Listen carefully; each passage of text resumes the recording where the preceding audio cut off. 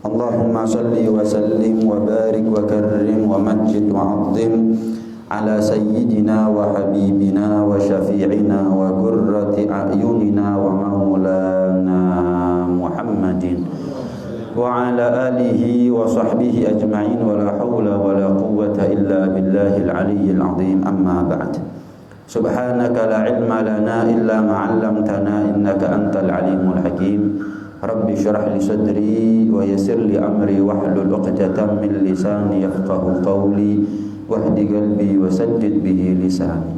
Allahumma arinal haqqa haqqan wa rzuqna ittiba'ah wa arinal batila batilan wa rzuqna ijtinabah waj'alna minal ladzina yastami'una al-qawla fayattabi'una ahsana. Nawaitu ta'allum wa ta'lim wa tadhakkur wa tadhkir wa naf'a wal intifa' wal ifadah wal istifadah wal hatha 'ala tamassuki bi kitabillah wa sunnati rasulih wa du'a ila al-huda wa dalalata 'ala al-khair ibtigha'a wajhillahi wa mardatihi wa qurbihi wa thawabihi subhanahu wa ta'ala. Wa sallallahu ala sayyidina Muhammad wa ala alihi wa sahbihi wasallam walhamdulillahi rabbil alamin. Assalamualaikum warahmatullahi wabarakatuh. Waalaikumsalam warahmatullahi wabarakatuh. Melanjutkan pengajian kitab Arba'in Nawawi. Masih dalam pembahasan mukaddimahnya.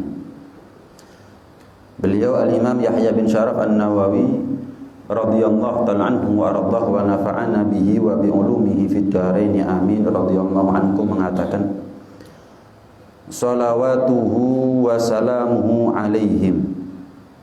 Semoga salawat dan salam dari Allah senantiasa tercurahkan, terlimpahkan kepada segenap para nabi, kepada segenap para utusan Allah Subhanahu wa taala. Para nabi, para utusan, para rasul, mereka semuanya adalah makhluk yang memang dipilih oleh Allah Subhanahu wa taala untuk mengemban tugas menyampaikan risalah. Faballaghar risalah wa addal amanah. Menyampaikan risalah dan menunaikan amanat, tugas yang Allah berikan kepada mereka semuanya. Karena itu, karena mereka mengemban tugas dari Allah Subhanahu wa taala, maka mereka mendapatkan balasan dari Allah Subhanahu wa taala. Dan enggak ada istilah nabi yang gagal dalam mengemban tugas dari Allah. Ya, karena mereka selalu berhasil, mulai dari Nabi Adam sampai kepada Rasulullah SAW, maka mereka semuanya mendapatkan balasan. Apa balasan dari Allah? Salawat dan salam dari Allah Subhanahu wa taala. Salawat dari Allah maknanya adalah ar-rahmah al-magrunah bit-ta'zim.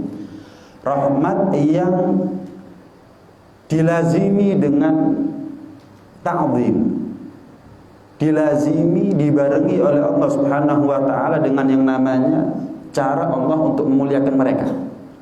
Intinya para anbiya, para nabi, mereka semuanya termasuk Rasulullah sallallahu alaihi wasallam dan nabi-nabi yang dirahmati selama-lamanya oleh Allah. Dunianya mereka, hidupnya mereka, wafatnya mereka, akhiratnya mereka, mereka menjadi pribadi yang mendapatkan limpahan curahan rahmat dari Allah wassalam, dan mereka senantiasa dihormati dengan keselamatan oleh Allah Subhanahu wa taala. Karena itu, contoh Rasulullah SAW, nabi kita, utusan yang Allah tugaskan untuk menjadi penuntun, pembimbing, pencerah kita semuanya. Beliau mendapatkan salawat dari Allah, beliau mendapatkan salam dari Allah. Bahkan bukan hanya Allah, malaikat-malaikat pun mereka semuanya juga bersalawat dan menghaturkan salam kepada Rasulullah. Maka tentu, apalah artinya salawat dan salamnya kita kepada Rasulullah? Cukuplah kemuliaan bagi beliau, kehormatan bagi beliau, apresiasi bagi beliau atas keberhasilan beliau dalam mengemban tugas sebagai pembimbing umat adalah apresiasi yang datangnya dari Tuhan yang menciptakan beliau dan yang memuliakan beliau, yaitu Allah Subhanahu wa taala, enggak ada yang lain. Sehingga dari sini bisa kita pahami bahwa kalau kita bersolawat dan menghaturkan salam kepada Nabi, itu bukan demi kepentingannya Nabi, bukan karena hajatnya Nabi, kebutuhannya Nabi. Tapi kapan kita bersolawat sama Nabi itu kepentingannya kita, butuh-butuhnya kita, hajatnya kita, kebutuhannya kita, dunia akhirat. Dunia akhirat, hidup matinya kita butuh sama solawat. Solawat dan salam atas Rasulullah Sallallahu Alaihi Wasallam. Ibarat bak mandi, kalau sudah penuh airnya, tetap dibuka kerannya, ya tumpah dong. Semakin banter keran itu dibuka, semakin kenceng airnya, semakin banyak tumpahnya. Tumpahnya itu adalah harapannya kita. Itulah bagiannya kita. Luar biasa Rasulullah kemuliaannya. Gimana enggak Allah dan malaikat-malaikat makhluk suci senantiasa enggak pernah putus bersolawat dan menghaturkan salam kepada beliau. Terus apa perlunya kita ini bersolawat sama Nabi? Kan cukup untuk kita, bukan untuk Nabi. Kalau untuk Nabi cukup untuk kita. Kita berharap tumpahan daripada rahmatnya Allah Subhanahu wa taala, ampunannya Allah kepada Rasulullah tumpah kepada kita. Rahmat dan kasih sayang Allah kepada Rasulullah tumpah kepada kita. Itu kita harapkan. Semakin sering dan basah lisan kita bersalawat dan salam kepada Nabi, semakin banter tumpahnya. Itulah yang menjadi hajatnya kita. Nggak ada lain. Itu yang menjadi kebutuhannya kita. Jangan kita, para nabi itu, termasuk Nabi Adam contohnya. Beliau Nabi Adam itu nggak halal kawin dengan Siti Hawa kecuali terlebih dahulu bersolawat kepada Rasulullah SAW. Ketika Nabi Adam di surga, tiba-tiba ngelihat ada wanita cantik ada di sisi tubuh Nabi Adam alaihissalam. Kaget Nabi Adam, cantik. Sebagai manusia yang memang Allah ciptakan syahwat, Allah ciptakan syahwat, maka ada rangsangan, ada syahwat yang dirasakan oleh Nabi Adam alaihissalam. Maka ketika Nabi Adam ingin menyentuh Siti Hawa, tegur oleh Allah, Adam, apa yang haram butuh sesuatu untuk dihalalkan. Itu Hawa ingin kamu sentuh, haram, bisa menjadi halal kalau ada maharnya. Nabi Adam tanya, ya Allah, surga, apa yang ada di surga nih? Untuk menyentuh Hawa, mahar apa yang dia butuhkan ya Allah? Oh, yang dia butuhkan bukan surga atau isinya, tapi yang lebih penting daripada surga maupun isinya. Apa ya Rasulullah? Apa ya Allah? Sholawat kepada Nabi Muhammad sebanyak 20 kali. Halal itu Hawa.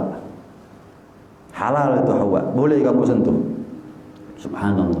Bahkan di surga pun Nabi Adam untuk menyentuh Siti Hawa menghalalkannya dengan cara bersolawat kepada Habibuna Muhammad sallallahu alaihi wa ala alihi wasallam. Nah, karena itu di antara lain kebutuhan kita terhadap sholawat sama Nabi adalah jaga-jaga, antisipasi.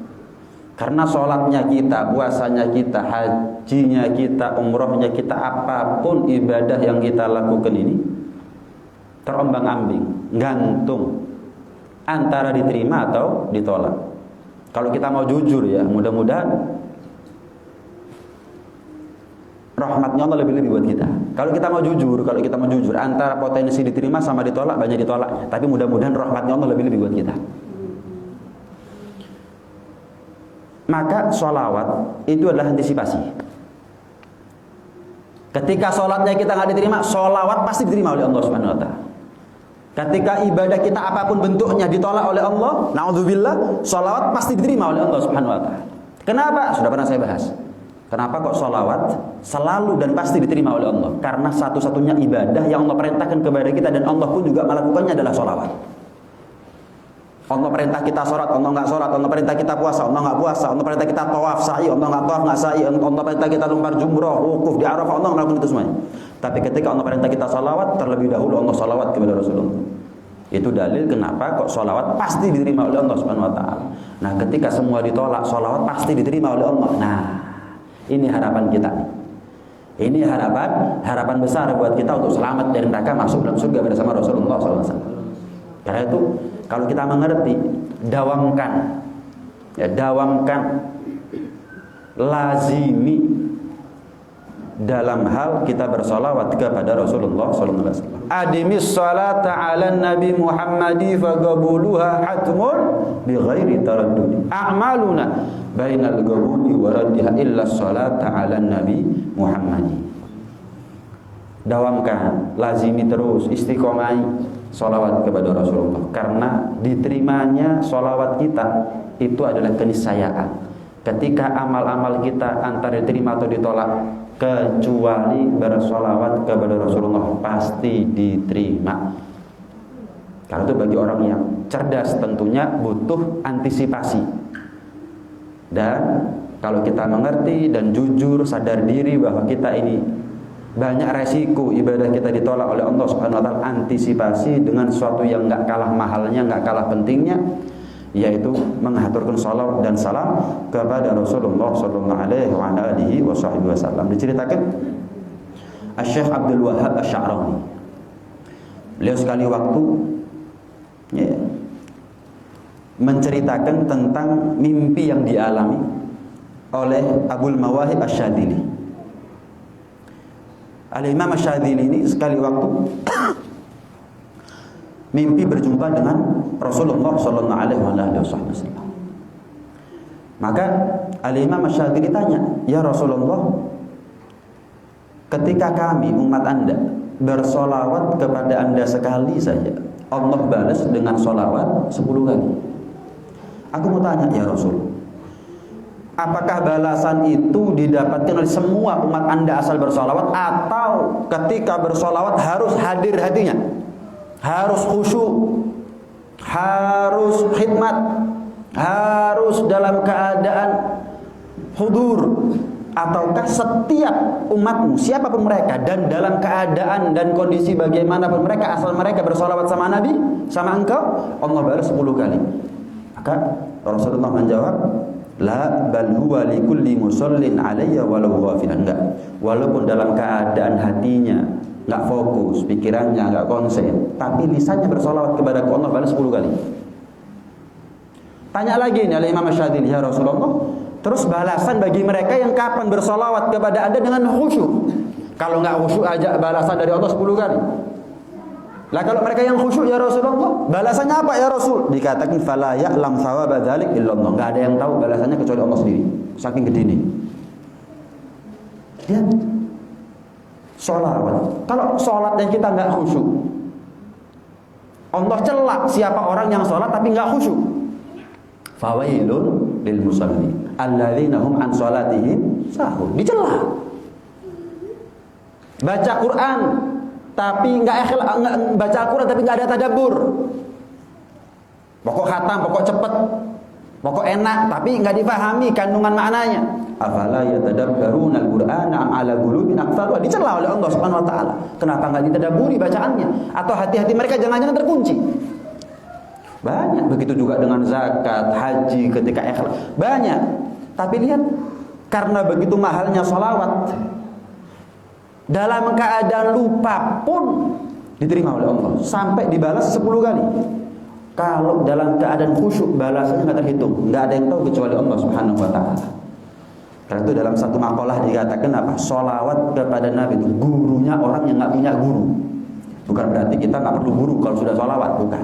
Semua ilmu ini, ilmu agama ini, mau wudu ya butuh guru dong kita. Mau sholat, gimana caranya kita tahu caranya sholat kalau kita nggak pakai guru. Begitu juga dengan ibadah yang lain. Tapi sholawat kepada Nabi, gurunya orang nggak punya guru. Nggak mungkin ibadah yang kita lakukan tanpa guru bisa benar, kecuali sholawat kepada Rasulullah. Saking mudahnya, saking gampangnya, orang sekali belajar selesai. Bukan berarti kapan kita bisa sholawat nggak butuh guru, bukan. Ini untuk menunjukkan bagaimana mahalnya kemuliaan sholawat. Gurunya orang yang nggak punya guru. Dan sholawat itu bisa kita pelajari tanpa guru. Bisa kita pelajari tanpa guru. Dan dikatakan juga sholawat itu nggak butuh kepada hadirnya hati untuk diterima. Untuk besarnya pahala butuh, tapi untuk diterima sampai kepada Allah, sampai kepada Rasulullah, didengar oleh Rasulullah, nggak butuh kepada hadirnya hati. Hadir nggak hadir sampai. Tapi kalau hadir hatinya khusyuk, fokus, konsen, lebih-lebih. Dan satu-satunya amal yang nggak bisa batal karena riya itu adalah sholawat kepada Rasulullah. Muter tasbih niat riya, misalnya pamer, sallallahu alaihi wasallam. Pamer memang nggak batal pahalanya. Tapi dibahas juga oleh sebagian ulama. Maksudnya nggak batal itu tetap sampai, tapi masalah pahala tetap nggak dapat. Kenapa? Faman kana yarju liqa'a rabbih falyamal amalan shalihan wa la yusyrik bi ibadati rabbih ahada. Setiap amal soleh kalau ingin diterima oleh Allah Subhanahu wa taala tidak boleh dia sekutukan Allah dengan selain Allah dalam beribadah, termasuk sholawat. Terus kata ulama yang mengatakan bahwa sholawat itu nggak bisa dibatalkan karena sebab riya, tetap sampai. Beda kalau sholatnya kita, puasanya kita, hajinya kita, kapan riya, pamer, sombong, menunjukkan eksistensi diri, menunjukkan kalau dia itu orang baik, orang soleh, batal, nggak sampai kepada Allah. Kalau sholawat tetap sampai, tapi batal pahalanya. Sholawatnya tetap sampai, tapi pahalanya yang batal. Ada sebagian ulama yang mengatakan tetap berpahala. Sholawat sekalipun diucapkan oleh seseorang dalam keadaan riya, pamer, tetap dia mendapatkan pahala. Sebagian ulama mengatakan demikian. Nah, di antara hajat yang lain daripada sholawat yang kita haturkan kepada Rasulullah Sallallahu Alaihi Wasallam adalah diceritakan Al-Imam Sufyan Ats-Tsauri. Beliau ketika haji papasan sama satu orang. Ketika tawaf, beliau ketemu sama satu orang yang tidak bergerak, orang ini kecuali selalu mendawamkan sholawat kepada Nabi Sallallahu Alaihi Wasallam. Tawaf sholawat, sa'i sholawat, lempar jumroh sholawat, wukuf sholawat. Padahal kan masing-masing itu ada doanya sendiri-sendiri. Tawaf ada doanya sendiri, sa'i ada doanya. Ini enggak. Mau tawaf kayak mau sa'i kayak apapun yang dia kerjakan dalam haji, dia bersolawat kepada Rasulullah SAW. Maka Al-Imam Sufyan Ats-Tsauri tanya, Fulan, kamu ini haji nggak manasik dah ibadah orang sekarang. Loh kenapa? Lah kok dikebiar uyah? Nggak melakukan apa kecuali sholawat terus. Padahal Nabi ngajari kalau kita ini tawaf bacaannya begini, kalau kita ini sa'i bacaannya begini, kalau kita ini wukuf baca doa ini. Kamu nggak semuanya sholawat tok kepada Rasulullah SAW. Kenapa? Ditanya, maaf kalau boleh saya tahu nama Anda siapa? Oh saya adalah Sufyan Ats-Tsauri. Ulama terkenal nih. Imam, kalau bukan Anda saya nggak jawab. Tapi karena Anda adalah ulama yang dikenal soleh, ulama yang baik, Anda tanya, saya jawab. Kenapa alasan saya? Apa alasan saya setiap saya bergerak melakukan aktivitas ritual haji, saya selalu sholawat kepada Rasulullah SAW. Diceritakan oleh orang tersebut bahwa dulu aku pernah melaksanakan ibadah haji bersama ayahku. 1 tahun aku pernah melaksanakan ibadah haji bersama ayahku. Sampai ketika kami berdua, aku dan ayahku sampai di satu tempat, ayahku sakit. Maka aku berupaya, aku berikhtiar, nyari cara gimana caranya ayahku ini sembuh. Maka ketika aku sedang berupaya untuk menyembuhkannya, tiba-tiba ayahku itu meninggal. Di luar dugaan ayahku meninggal. Subhanallah, yang terjadi saat itu adalah wajah ayahku ini gosong, putih tapi gosong. Hitungan menit, aku heran, kenapa nih ayahku? Apa keracunan? Apa jantung? Misalnya kalau biar orang sekarang ya, kok berubah drastis begini wajah ayah saya, putih tahu-tahu, bukan lebam, gosong, hitam gosong. Putih padahal. Innalillahi wa inna ilaihi raji'un, dia bilang. Kemudian aku tutup wajah ayahku dengan kain, dan di malam itu aku tidur. Maka dalam mimpiku aku ketemu dengan seorang laki-laki yang tidak pernah aku lihat ketampanannya melebihinya. melebihi dia. Dalam mimpi itu aku ketemu sama seorang laki-laki yang tampan luar biasa, yang seumur hidupku nggak pernah ketemu laki-laki setampan dia. Kemudian yang dilakukan oleh laki-laki ini adalah dia meletakkan tangannya ada di telapak kaki daripada ayahku. Kemudian diusapkan tangan dia dari telapak kaki sampai ke wajah ayahku, maka tidak ada bagian tubuh ayahku yang diusap olehnya kecuali terang, kecuali bercahaya. Kalau kita pernah lihat jenazah itu kan pasti berubah ya, nggak normal seperti ini sudah berubah. Ini nggak diusap, ke telapak kakinya terang, betisnya diusap terang, lututnya diusap terang, sampai ke dadanya, sampai ke wajahnya. Yang aku tahu wajah ayahku satu gosong, tapi begitu diusap oleh laki-laki ini terang, bercahaya luar biasa. Maka aku memberanikan diri tanya, "Man anta?" Anda siapa? Anda siapa? Allah telah memberikan karunia dan anugerah kepada ayahku karena sebab Anda. Allah telah memberikan anugerah kepada ayahku karena sebab Anda. Maka ditanya balik oleh Rasulullah. Laki-laki itu adalah Rasulullah. Kamu kenal saya? Kamu nggak tahu saya? Aku adalah Muhammad bin Abdullah. Aku adalah Rasulullah SAW. Turun itu Al-Quran kepadaku. Ya Rasulullah, betapa pedulinya Anda kepada ayah saya. Kalau boleh saya tahu apa amalan ayah saya? Kok sampai Anda turun tangan? Kalau boleh tahu ya Rasulullah, apa amalan ayah saya sehingga saya bisa meneruskannya, saya bisa mengamalkannya juga. Ketahuilah, memang ayahmu ini adalah orang yang banyak maksiat sebetulnya, banyak dosa, banyak lupa dari Allah Subhanahu Wa Taala. Cuman dia nggak pernah absen setiap hari bersolawat kepada aku.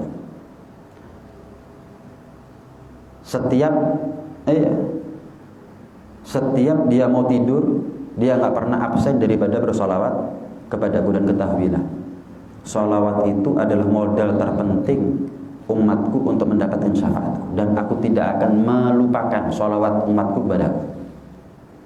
Aku tidak akan pernah nganggap kecil solawat dari siapapun. Mau dia taat, mau dia maksiat, asal dia sholat kepadaku, tidak akan aku lupakan dan tidak akan aku anggap kecil. Bukan berarti asal solawat kita boleh maksiat loh ya. Jangan dibolak-balik begitu. Nih, pikiran kita harus jernih. Artinya begini, sampai detik ini kita nggak bicara masa depan. Sampai detik ini kita adalah pendosa. Semuanya, termasuk saya, semuanya. Maka jadikan sholawat ini sebagai antisipasi untuk keselamatannya kita. Kenapa? Nabi bilang, aku adalah penolong orang yang banyak bersholawat kepadaku tanpa aku pandang berapa banyak dosa yang dia punya. Aku adalah penolongnya dan tidak ada orang yang panggil-panggil namaku untuk aku menolongnya kemudian aku tidak memperdulikannya. Tidak ada. Aku siap untuk menolongnya, siapapun dia, sebanyak apapun dosa yang dia punya, asal dia nggak kurang-kurang bersolawat kepadaku. Karena itu kalau kita merasa nih pendosa, ya jangan putus asa dong. Kita ini punya orang dalamnya Allah yang bisa ngatrol kemuliaannya kita, yang bisa bimbing kita sampai ke surga. Orang dalam sekelas Rasulullah SAW. Sampai Nabi Musa itu kepingin jadi umatnya beliau, saking enaknya jadi umat Nabi Muhammad. Jangan disia-siakan. Terlepas banyaknya dosa yang kita punya, bagaimanapun juga dosa yang kita punya tidak menghapus dan merubah status kita sebagai umat terbaik, umat Nabi yang terbaik, umat Rasulullah SAW. Maka jangan pernah disia-siakan. Oh, panjang tentang bagaimana ceritanya hajatnya kita terhadap sholawat kepada Rasulullah SAW. Baik, kita lanjutkan. Yang mana mereka para rasul, para utusan Allah Subhanahu wa taala, diutus oleh Allah Subhanahu wa taala ilal mukallafin, kepada para mukallaf. Siapa sih yang dinamakan mukallafin?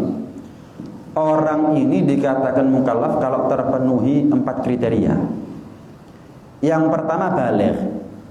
Kalau belum baligh ya belum mukallaf.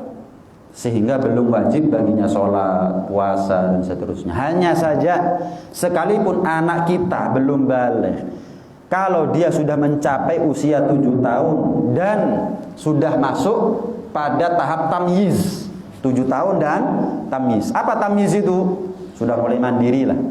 Makan sendiri bisa, minum sendiri bisa, istinja kamar mandi sendiri bisa. Atau sudah bisa membedakan yang mana yang nggak boleh, yang mana yang boleh, yang mana yang baik, yang mana yang nggak baik, sudah mulai bisa membedakan. Atau dibahas juga oleh ulama, anak itu dikatakan sudah masuk usia tamyiz kalau dia bisa membedakan yang mana kurma sama bara api yang berwarna merah yang menyala. Ini kurma, ini bara api. Kalau dia bisa membedakan yang mana kurma, yang mana bara api, itu baru namanya tamyiz. 7 tahun dan sudah masuk usia tamyiz. Belum wajib dia sholat, cuman wajib bagi orang tuanya sehari 5 kali perintah dia sholat. Gak gampang punya anak. Mulai umur 7 tahun, subuhnya, duhurnya, asarnya, maghribnya, isya'nya. Kalau nggak sholat, nggak diperintah sama orang tuanya, yang dosa orang tuanya bukan anaknya, karena anaknya belum mukallaf. Karena anaknya belum mukallaf. Wajib dengan tegas orang tua ketika punya anak usia 7 tahun dan sudah tamyiz, sudah mulai berkembang cara berpikirnya walaupun belum sempurna, nak sholat, nak sholat, nak sholat. Bukan hanya nyuruh terus selesai, enggak. Kalau perlu saya nggak sholat sebagai bapakmu kecuali kamu sekarang wudu, ambil wudu kemudian sholat di belakang saya, di belakang abah. Bahkan kalau sudah mencapai usia 10 tahun, usia 10 tahun, anak diperintah sholat kok nggak mau, diperintah sholat kok nggak mau, maka orang tua boleh memberikan hukuman sebagai efek jera kepadanya. Terserah hukumannya apa, mukul juga boleh, asal bukan pukulan yang ngawur. Mau namanya anak 10 tahun dipukul, mau paling cewek selentik selesai, bukan yang menyakitkan, bukan yang memberikan luka dan seterusnya. 7 sampai 10 tahun. 7 sampai 10 tahun. Itu kewajiban orang tua kepada anak. Itu kewajiban orang tua kepada anak. Jangan disepelekan urusan seperti ini. Kalau kita punya anak, orang tua zaman sekarang jangankan 7 tahun, 10 tahun. Insya Allah 17 tahun nggak sehari 5 kali tanya anaknya, sholat di mana? Enggak. Coba anaknya bolos sekolah, ngamuk orang tuanya. Anaknya bolos sholat, nggak ngamuk. Padahal anak itu jadi anak yang soleh, soleha bukan tergantung sekolahnya, tergantung sholatnya.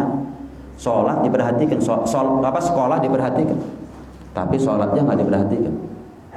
Pastikan betul, sholat itu adalah imaduddin, tiangnya agama.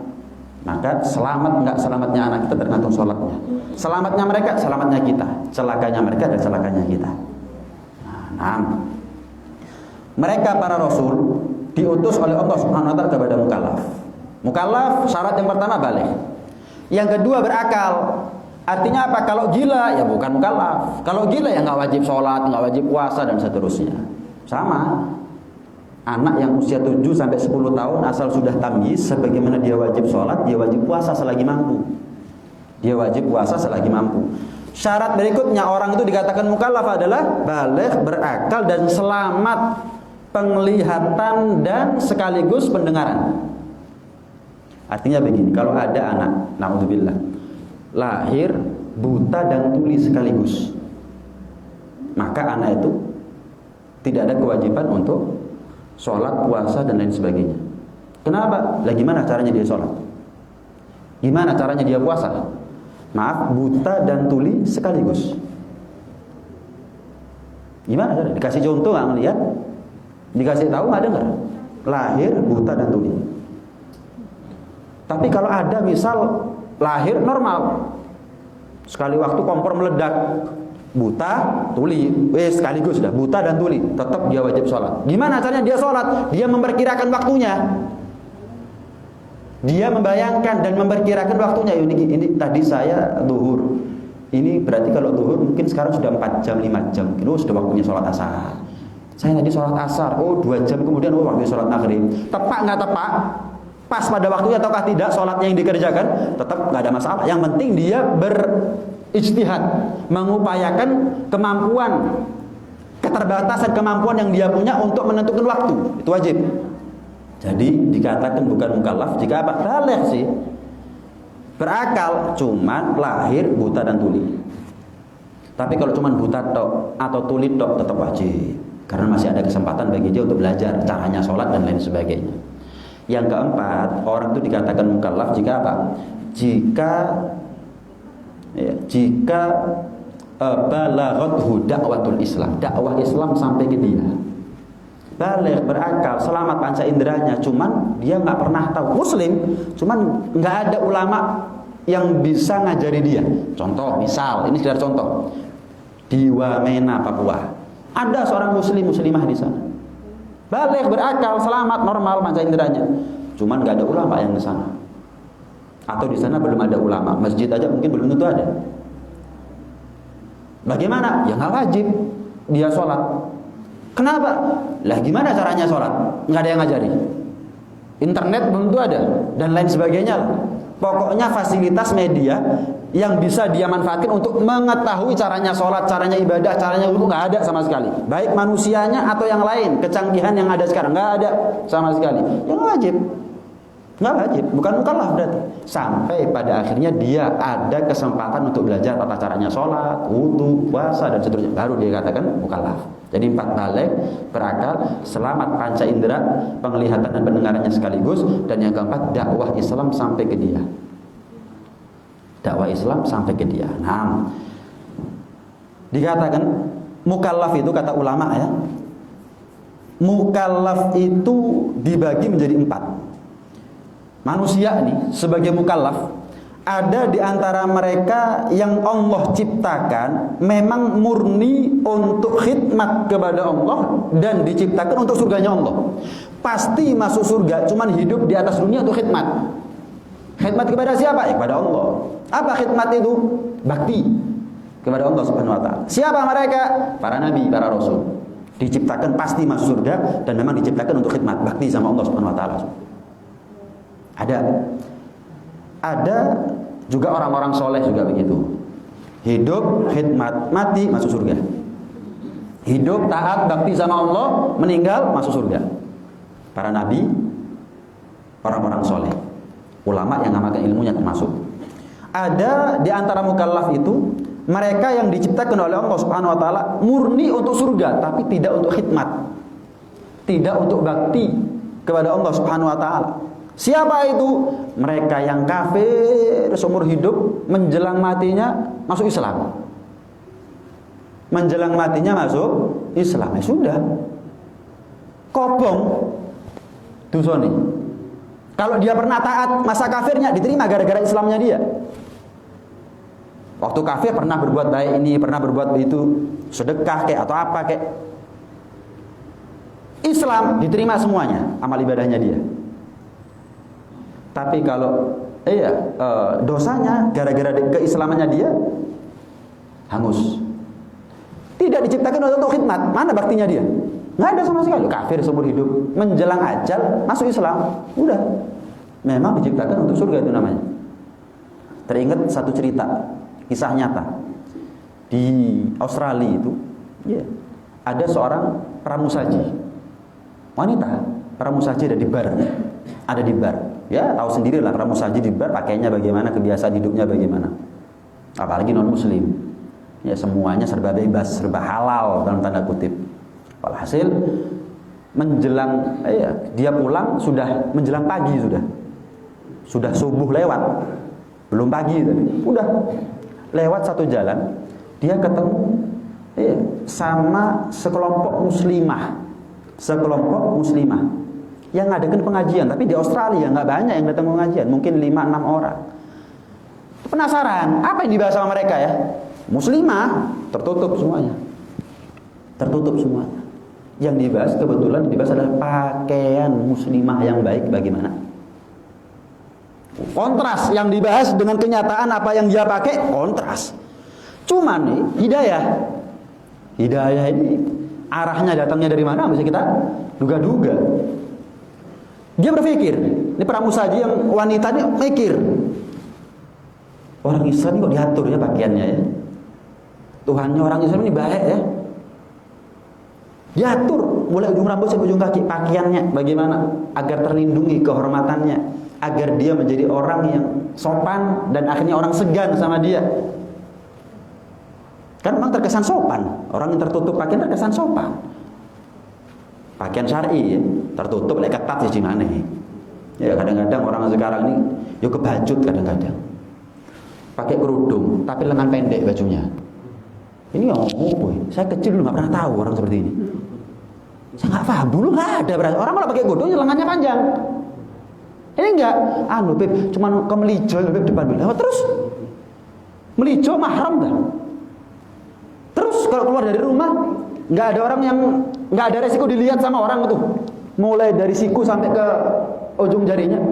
Banyak sekarang jilbaban tapi lengan pendek bajunya. Jilbaban pakai legging. Jilbaban bajunya ketat. Wah, tambah banyak lagi. Bajunya ketat. Celananya ketat. Udkhulu fis silmi kafah. Masuk Islam itu ya harus totalitas begitu loh. Kita ini aja kalau kerja sama orang nggak ada totalitasnya, resikonya dipecat. Walaupun kita ini ada kelebihannya juga, tapi nggak ada dedikasinya, nggak ada loyalitasnya, pecat. Nggak setia sama perusahaan, pecat. Walaupun ada potensi sebetulnya, pecat. Nah gimana dengan Allah Subhanahu Wa Taala? Hidupnya kita, rezekinya kita, sehatnya kita semua dari Allah. Dalah nurut mulai ujung rambut sampai ujung kaki, pakai pakaian yang syar'i, yang tidak menampakkan lekuk-lekuk tubuhnya. Jangan berdalih dulu saya nggak jilbaban, terus untung-untungan sekarang jilbaban. Nggak begitu. Islam tidak mengajar begitu. Kalau memang mau hijrah dari yang nggak jilbaban menjadi jilbaban, sing temenan. Yang dijilbab itu bukan cuma kepalanya, bukan hanya rambutnya yang ditutup, tapi lekuk tubuhnya ini juga perlu ditutup. Jilbaban, tapi bajunya ketat, celananya ketat. Ya tetap dong yang namanya syahwat ada potensi akhirnya. Nggak melindungi dia daripada fitnah akhirnya. Nggak melindungi dia dari fitnah. Walhasil, kembali ke cerita tadi itu, didengarkan, wah orang Islamnya hebat ya, diatur pakaiannya, dianggap gitu loh. Sama lu agama Islam sama Tuhannya dianggap, makanannya, hidupnya, ibadahnya dianggap. Saya ini perasaan makan apa, berbuat apa, pakai apa, kabeh kok halal, semuanya kok boleh gitu. Ibarat anak nih, anak kalau diumbar sama orang tuanya bukan berarti orang itu sayang sama anaknya. Sakarepmu, ya bukan sayang. Tapi kalau anak itu diperhatikan, jangan begini, jangan begitu, awas ini, awas itu, dan seterusnya. Oh itu anak yang disayang, diperhatikan, diperhatikan sama orang tua. Dia berpikir seperti itu. Subhanallah, singkat cerita masuk Islam. Tahu nggak? Seminggu setelah masuk Islam, seminggu berubah sudah. Nggak lagi kerja di pub, di bar, udah berubah, masuk Islam. Belajar, seminggu meninggal.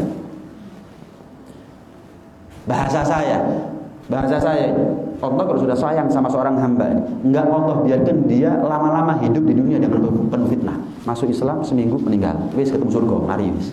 Ini diciptakan berarti oleh Allah untuk surga, bukan untuk khidmat. Apa khidmat dari seminggu? Umurnya dia berapa? Tapi cuma seminggu tok masuk Islam, wis surga. Subhanallah, indah betul mati seperti ini. Ya, indah betul mati seperti ini. Mudah-mudahan usul khatimah kita ini.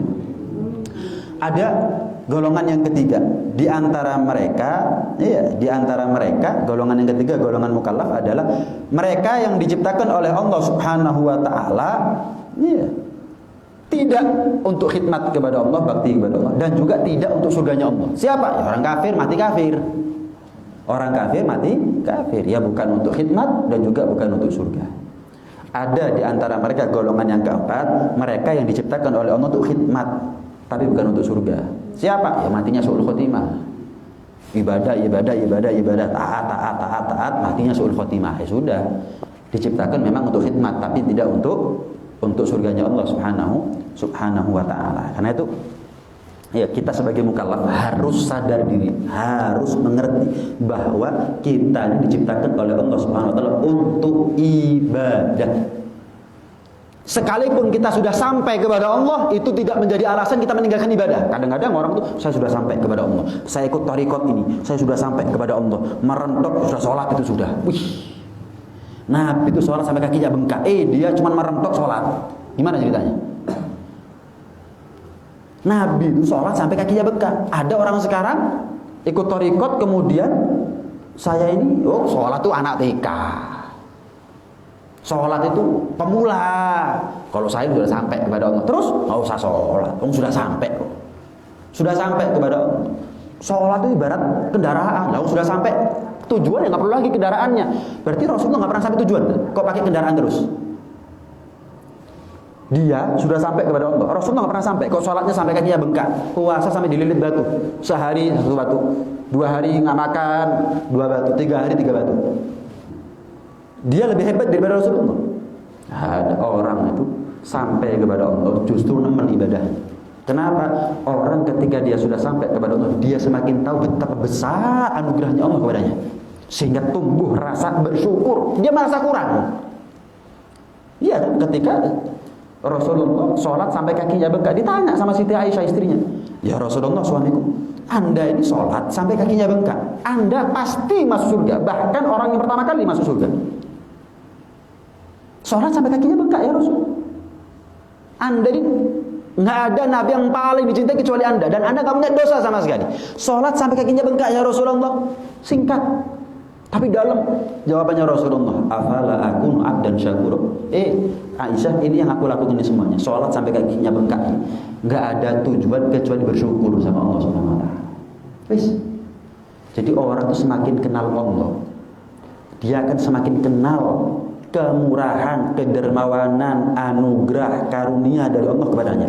Sehingga sholat yang cuma 5 waktu, puasa yang cuma setahun sekali, sebulan, dia merasa, wah, terima kasih apa ini? Begitu banyak anugerah yang Allah berikan kepada saya. Bayangkan, kita ini diciptakan menjadi binatang bisa, tapi Allah ciptakan kita sebagai manusia, makhluk yang paling mulia, bahkan mengalahkan kemuliaannya malaikat sekalipun.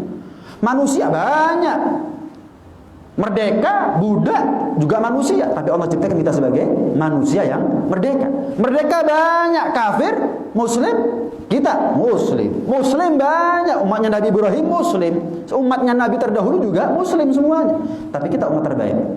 Belum lagi panjang umur, sehat, punya jodoh, keturunan, rezeki. Terus sholat cuma 5 waktu, puasanya setahun sekali, sebulan. Ya tentu kita, kalau kita punya rasa malu kepada Allah, kurang ini. Nah, cuman kita ini karena kita nggak kenal Tuhan, kita nggak kenal Allah Subhanahu wa taala, kita nganggap apa yang Allah berikan kepada kita itu biasa saja. Tapi kalau kita mengenal Allah Subhanahu wa taala, wah, banyak yang Allah kasih kepada kita. Sehingga timbul perasaan, ya apa yang saya lakukan sebagai dalam rangka bakti kepada Allah, khidmat kepada Allah, ya kurang dong. Ya kurang. Coba misal Anda saya kasih uang, nggak ada angin, nggak ada hujan, uang 100 juta. Saya yakin jenengan bilang, Beb, 24 jam umurnya saya buat jenengan, Beb. Jenengan telepon jam 2 saya berangkat. Lah Allah masih kepada kita cuma 1 juta. Lebih. Kalau kita hitung mulai dari kita di rahim ibu kita sampai sekarang mungkin sudah miliaran. Dipanggil jam 2 datang. Manusia, siap, Beb. Nggak ada angin, nggak ada hujan. Baik, betul lah, Beb. Ngasih saya 100 juta. Lah Allah ngasih saya sehat, ngasih kita umur, ngasih kita jodoh, keturunan, semuanya. Bahkan banyak nikmat yang Allah kasih tanpa kita minta. Jadi manusia nggak kita minta, jadi merdeka nggak kita minta, jadi muslim nggak kita minta, jadi umat Muhammad nggak kita minta. Apa nggak loman Allah? Mana tanggung jawab kita sebagai syukur kepada Allah Subhanahu wa taala? Ya Allah, jangankan jam 2 pagi, jam 2 pagi, jam 2 siang kadang-kadang belum sholat zuhur kita. Coba saya kasih 1 juta, mau jam berapa saya telepon pasti jenengan berangkat. Baik, orang baik nih Habib Ahmad. Kenapa 1 juta? Gak ngelakuin apa-apa, 1 juta. Lah kita ini sama Allah kasih apa kepada kita? Kita gak pernah minta. Subuh kadang-kadang lewat, duhur kadang-kadang mepet, asar kalah sama capek, maghrib kalah sama sinetron, isya kalah sama ngantuk. Orang ini kalau malas ketemu alasannya, tapi orang kalau niat ketemu cara. Ya, tinggal kita ini yang mana nih? Niat. Kalau niat ketemu cara. Kalau sudah malas, mau ribuan alasan juga dapet. Orang kalau malas ketemunya alasan. Orang kalau niat semangat ketemu cara. Karena itu kadang-kadang kita ini mengatakan la ilaha illallah Muhammadur Rasulullah. Asyhadu an la ilaha illallah wa asyhadu anna Muhammadar Rasulullah. Kita mengakui Allah adalah Tuhan, tapi perbuatannya kita ini menuhankan manusia. Contoh kayak tadi, 100 juta saya kasih langsung, siapin. Allah lebih-lebih ngasih kepada kita, nggak siap. Contoh lain, Contoh lain, orang kalau sudah bergantung ya, lupa sama Tuhan. Orang itu kalau sudah lupa sama Tuhan akhirnya bergantung sama makhluk. Contoh, karyawan itu kadang-kadang kalau sudah nganggep bos itu segala-galanya. Oh, kalau nggak ada bos nggak makan saya. Sampai segitunya. Disuruh apa aja sama bosnya nurut. Demi produktivitas pabrik jangan sholat, nggak sholat. Wih, nanti kalau saya tegur misalkan, ya sholat toh, dipecat. Ya saat turun dipecat resignan bisa, resign sekalian sudah. Resign sekalian. Mangan apa aku nih? Hah? Makan apa? Lah kamu sebelum kerja sama dia nggak makan. Selain kamu nggak makan, yang nggak kerja sama dia. Tuhan kamu, bosnya kamu baru. Kok kamu bilang kalau saya resign dipecat makan apa? Makan apa? Tuhannya kamu dia. Ini kan kalimat yang tanpa dia sadari menuhankan manusia. Mau naik gaji, mau promosi, tingkat jabatan, mau lepas jilbabnya. Musyawarah sama orang tuanya, putrinya, orang tuanya dukung. Yus, gak apa-apa, yang penting sugi. Contoh, orang tuanya masukkan anak perempuannya di madrasah. Ya pakaiannya rapi, bagus, syar'i dan seterusnya. Suaranya kebetulan enak, tampil sekali waktu, qiraah misalkan, qasidah misalkan. Subhanallah ada orang yang punya dapur rekaman melihat tuh ayu, wah wajahnya komersil misalkan, cantik, suaranya enak. Ini jadi biduan, wah sebentar ngorbit ini.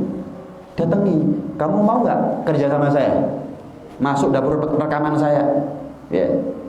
Mau nyanyi pop, mau nyanyi dangdut, terserah wis.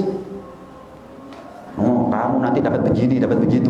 Musyawarah ini anak perempuannya sama orang tuanya dukung. Lepas jilbabnya, lepas pakai rok mini sudah. Bukan cuma kelihatan betisnya, dadanya juga kelihatan. Sing penting duit. Wong tua diridho. Lihat kalau sudah nganggap dunia ada segala-galanya. Saya kasih bonus. Mau Pak? Siapa? Pakai pakaian Natal. Saya kasih bonus. Ayo coba orang sekarang. Budal. Lihat, orang kalau sudah lupa dari Allah, menggantungkan diri kepada makhluk tanpa dia sadari. Bahaya. Kita nih wa'bud rabbaka hatta ya'tiyakal yaqin. Kita hidup untuk ibadah. Wa ma umiru illa liya'budullaha mukhlishina lahuddin. Wa ma khalaqtul jinna wal insa. Waduh, banyak bagaimana Allah tegaskan hidup kita untuk khidmat sama Allah Subhanahu wa taala. Ibadah kepada Allah Subhanahu wa taala, bukan kepada manusia. Bukan tunduk menjadi budak nafsu, budaknya dunia, budak tawanannya jadi ibadah bos. Enggak sama sekali. Tidak sama sekali. Itu jadilah orang merdeka. Kita mau taat apa katanya kita. Jangan sampai urusan agamanya kita dikontrol sama makhluk. Dibatasi oleh makhluk. Enggak, saya ibadah karena Allah. Hidup cuma sementara. Enggak kerja sama kamu. Saya yakin saya makan. Yang maksiat aja makan. Lah mosok belani sholat saya resign enggak makan. Yang enggak sholat makan. Saya kerja sama kamu enggak boleh sholat. Oh, enggak mau. Mundur saya resign. Demi sholat, masa nggak untuk kasih makan? Nggak masuk akal. Yang nggak sholat makan, yang sholat nggak makan, nggak masuk akal. Itu kalau orang yakin sama Allah Subhanahu Wa Taala. Tapi kalau sudah nganggep, waduh, saya kalau dipecat makan apa? Anak istri saya bagaimana? Waduh, Tuhan sudah bosnya ini sudah. Wes, bosnya nggak nanggung makannya dia. Lah bagaimana mungkin nanggung makannya kita? Bosnya dia nggak nentukan rezekinya dia sendiri. Bagaimana mungkin menentukan rezekinya kita? Udah balik sama Allah Subhanahu wa taala. Ya, balik sama Allah Subhanahu wa taala. Mudah-mudahan kita termasuk di antara mereka yang istiqomah dalam bersalawat dan mengaturkan salam kepada Rasulullah. Dan mudah-mudahan berkat salawat dan salamnya kita kepada beliau, kita layak, pantas, berhak untuk mendapatkan syafaat Rasulullah dunia akhirat. Dan mudah-mudahan kita menjadi hamba Allah yang terpilih, menjadi hamba Allah yang khidmat, ada hidup di atas dunia dan ada di surganya Allah Subhanahu wa taala. Kita berhak untuk memasukinya bersama Rasulullah sallallahu alaihi wasallam. Amin Allahumma amin. Amin ya rabbal alamin. Rabbana anfa'na bima 'allamtana, rabbi 'allimna alladhi yanfa'una, rabbi faqihna wa faqih lana wa gharabatin lana fi ديننا مع الكتر أنثى وذكر ربي وفقنا وفقهم لما ترتضي قولا وفعلا كرما وارزق الكل حلالا دائما وأخل أتقياء علماء نحضر لخير وكل شر ربنا اصلح لنا كل شؤون وأقر بالرضا منك العيون واقض عنا ربنا كل الديون قبل أن تأتينا رسلا منون واغفر واستر أنت أكرم من ستر وصلاة الله تغشى المصطفى من إلى الحق دعانا والوفاء بكتاب فيه للناس الشفاء وعلى الآل الكرام الشرفاء وعلى الصحب مصابيح الغرر اللهم اهدنا بهداك واجعلنا ممن يسارع في رضاك ولا تولنا وليا سواك ولا تجعلنا ممن خالف أمرك وعصاك وحسبنا الله ونعم الوكيل ولا حول ولا قوة إلا بالله العلي العظيم وصلى الله على سيدنا محمد وعلى آله وصحبه وسلم الحمد لله رب العالمين الفاتحة.